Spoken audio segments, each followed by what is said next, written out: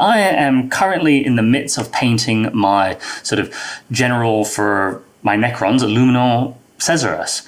And I am just about sort of halfway through it at the moment in time. And I was just sort of getting to a point, I was like, oh, maybe we should talk about it and just show you what I've been thinking about in terms of painting this model.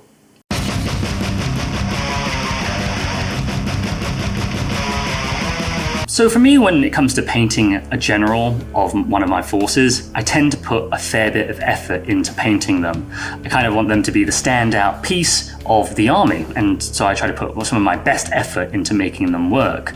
In this model, I'm trying to work with non-metallic metals. Now, I'm only 50% of the way done. Partly you can see that the bottom half of it is getting there, but the top half it really isn't. If I turn it completely around, you can see it's starting to get better on this side, where the metallic sheen is just starting to peer through. Getting non-metallic metal to work really is about figuring out your contrast. It's understanding darks versus lights and trying to be able to pull and then direct your eye in a certain way so you see it as metallic. And mind you, Necrons being all metal, is a lot of non-metallic metal work to be done, which is tough. I'm also working with the concept of OSL, which, if you don't know, is short for Object Source Light. Now, an OSL is just me trying to get a sense that something is emitting light. So for instance, right here, in my mind, I'm thinking, oh, this is like a power orb, or it's gathering energy. And so I feel like this ball here should be kind of bright. And I want that light to emit elsewhere on the body.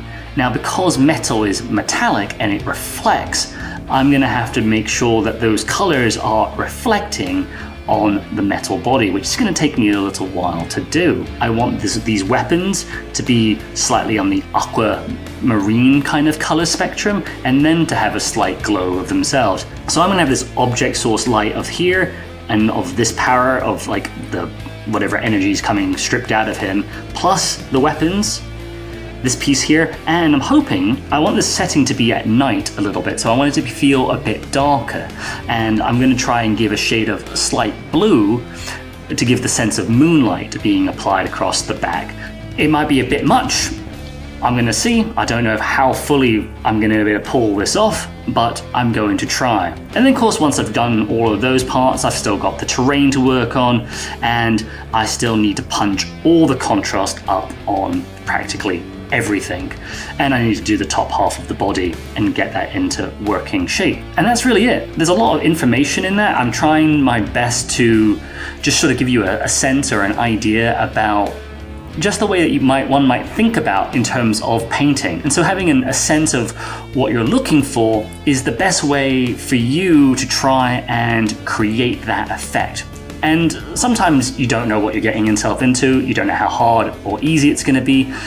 A part of it's just trying it out and maybe not hoping, that might be the wrong way about it, but just to push yourself to see where you can get.